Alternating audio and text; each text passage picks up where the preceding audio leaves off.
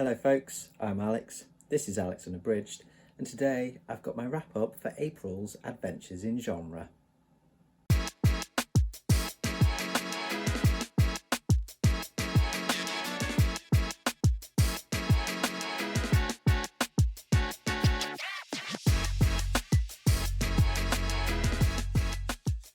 So welcome back to the channel if that is the case.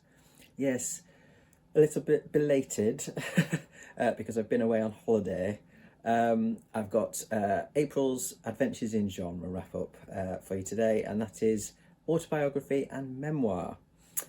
So I read two books specifically for this month's Adventures in Genre, and two others that I happened to read as part of a reading event in April, which was Transgirl April.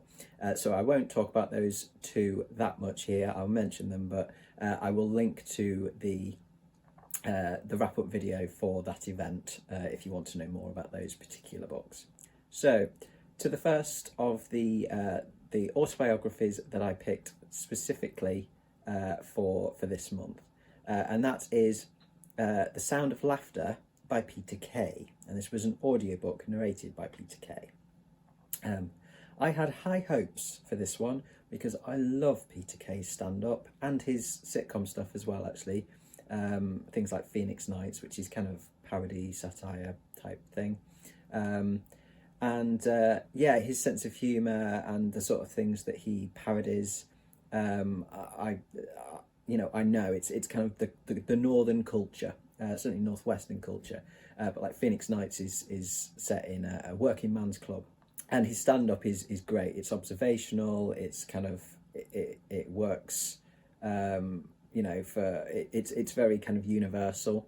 It's kind of family stuff. Observations about family and people, and it's just really warm humour. Unfortunately, the book wasn't that funny. The audiobook version, as I say, is narrated by Peter Kay. And it couldn't really be narrated by anybody else. It just wouldn't work. But he sounded bored through it. I DNF'd this. I gave it 2 hours, which is kind of my cut-off point for something that I'm not enjoying. It's 2 hours on an audiobook or 100 pages in physical or ebook form. If you haven't grabbed me by that point, if you haven't, given me something to kind of hook onto, then I'm done, because there's too many other things that I want to read. And yeah, this didn't at all. As I say, he sounded bored doing it. He also kind of dropped in, he'd kind of ad-lib quite a bit, and he'd kind of like pull out of the actual written narrative, with sort of commentary on his own writing and little anecdotes and stuff. But then they ended up kind of repeating themselves a bit in the actual text. And it just kind of disjointed it. It didn't flow in that respect. And I think, if the ad-libs were really funny, I probably wouldn't mind so much, but they weren't. And yeah, it just kind of, whether I'd do better with it in written form, just reading it, I don't know. But then, to be honest, the content was kind of a bit tedious. It just, for me, for whatever reason, it just didn't work like his performance does. So yeah, as I say, I'm really thoroughly disappointed with it, to be honest, because, I was expecting a kind of a rip-roaring, audiobook of laughs, and that's not what I got. So you chalk that one up to experience, unfortunately. You can't win them all. So yeah, unfortunately, the first one there is a DNF. The second one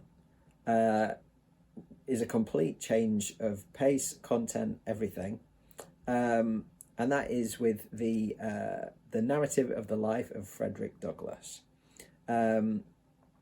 This one I happened to see on Kindle in a sale for a ridiculously cheap price, and it was one that I'd kind of obviously heard about, but had never read. My knowledge of slavery, slave trade, etc., is it's okay. I've kind of made a point of making sure that I know what went on. And I learnt about it at school when I was probably about 12, but very much kind of, it was very much, dates and names, and, kind of some of the significant sort of moments in history leading up to the abolition of slavery, and some of the, kind of the horrific violence that was perpetrated. As much as you can kind of teach a 12-year-old, it was kind of, it was obviously kind of watered down to a point. But it came very much from kind of the British side of things in terms of Britain's involvement, which was huge, of course, in the slave trade. And more kind of about the some of the figures here at home, rather than, it wasn't really focused so much on the American history side of it. And we learnt about William Wilberforce being the big one, and there's the Wilberforce Museum in Hull, which is the nearest city to where I grew up. So we went on field trips there and things like that. So that's where my knowledge base was. I knew enough about the slave trade and that period of history in America to kind of know what went on. But I'd never read anything that was a lived experience, that was, kind of written by someone who was actually there and went through it. And yeah, wow. I mean, this is a, this is a 5 out of 5, purely based on the eloquence of the writing, let alone anything else. Such an intelligent man, such a compassionate man, courageous. I mean, his story is, he tells it so well, and it's very accessible to read, even as a modern reader. And I often struggle with, any language pre-20th century, but this is not. I don't struggle with this at all. It's incredibly eloquent, and very sort of, I'd say very accessible in its language. It's quite an easy read in terms of the language, but not an easy read in terms of the content. So it was, as I say, I knew some of the violence from my own kind of historical reading, but when it's coming from someone who's experienced it, who was there, who saw the beatings, the whippings of other slaves, and experienced it himself, the psychological abuse, torture, the hunger, all of this kind of stuff. And he talks so well about his own kind of mental state and psychology and his thinking, and how he was driven to not let himself be debased to the point where he lost his intellect, and he wanted to strive to keep that going, to maintain that kind of manhood, that sense of self, and use that to kind of gain his freedom. And how he helped others kind of learn to read. He taught himself to read. He got help from local boys in Baltimore when he was sent there to serve in a household there. He got help from other local kids to help him to read and write, and then he taught others. And he kind of he speaks about that. But one of the things that I think was most interesting was how he talks about religion, and the false piety, essentially, of or not false necessarily, because I think the slaveholders believed themselves to be pious, but the fact that these men of religion were some of the worst perpetrators of cruelty, and how they use their religion as an excuse, as justification for their treatment of other human beings. How he talks about that is really, really interesting.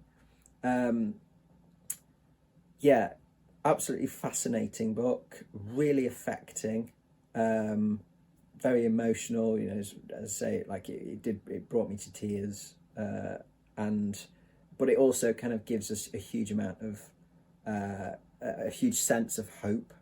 And it was written, you know, sort of, I think 1845, maybe something like that. It's certainly mid 19th century, so before the Civil War and the abolition of slavery. And yeah, just absolutely so glad that I've read it. And it has inspired me to seek out more personal accounts, memoirs of those people who were there, of those slaves who lived through that. But not just that, but actually look further into, American history with regards to race. And I want to hear stories from, other voices, from not just from people who were there, but also people who studied it, who are people of colour. And I want to read through, beyond abolition and through to right through the civil rights movement and into modern day. I think, it's certainly sparked something for me where I'm kind of like, no, I know some stuff of this.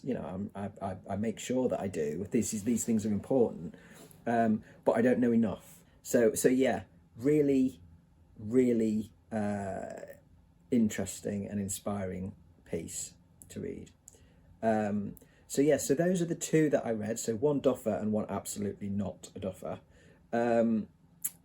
And the other two, as I say, that I read were part of Trans Girl April. So I read Transmission, My Quest to a Beard by Alex Bertie, which is Alex's memoir of his transition and his sort of realisation of and acceptance of his trans identity. And the other one that I read was Fine, a comic about gender by Rhea Ewing, which is a graphic novel, which is it's a series of interviews, of conversations with a whole range of diverse people, diverse in terms of gender, sexuality, race, all that, really, really diverse.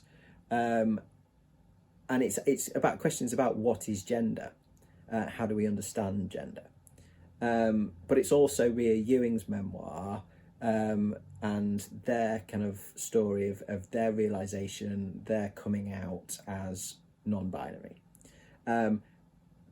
Both of those very good. The Fine particularly, that was a 5 out of 5.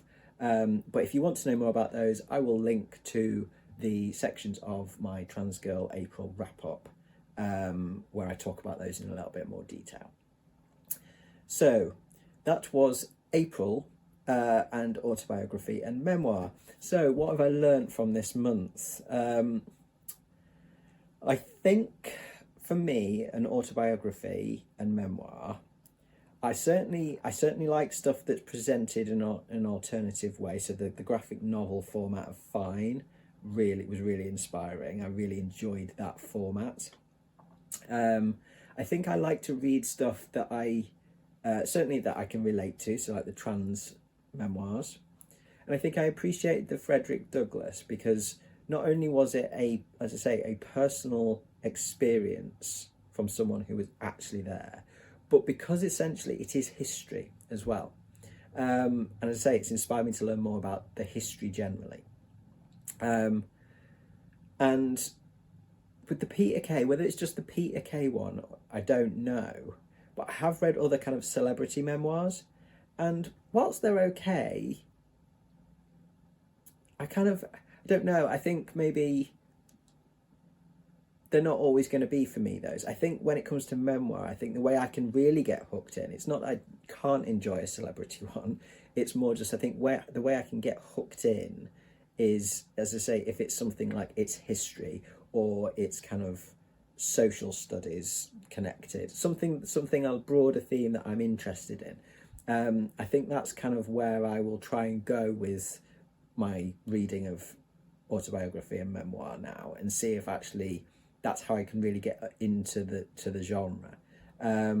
Because, yeah, as I say, those are the bits those are the sorts that I've really enjoyed, and found really valuable. So I think I'll try some more stuff like that. I have got one coming up in June's reading, so we'll see how I go with that. So yes, that's where I'm up to. Sorry this one was so late, folks. As I say, I was away on holiday, so sorry, not sorry. But I will definitely get May's wrap up out sooner.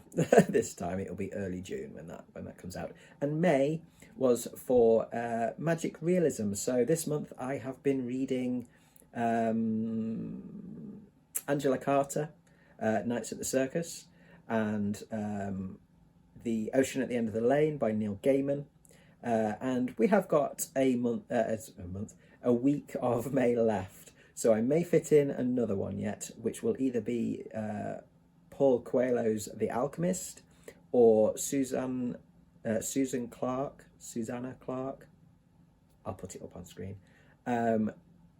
Piranesi was the other one. So I might get through a third, but no promises. So yes, I will do the wrap up for that next week probably, or I'll film it next week and it will be out potentially next weekend. So yes, right, I think that's it from me today.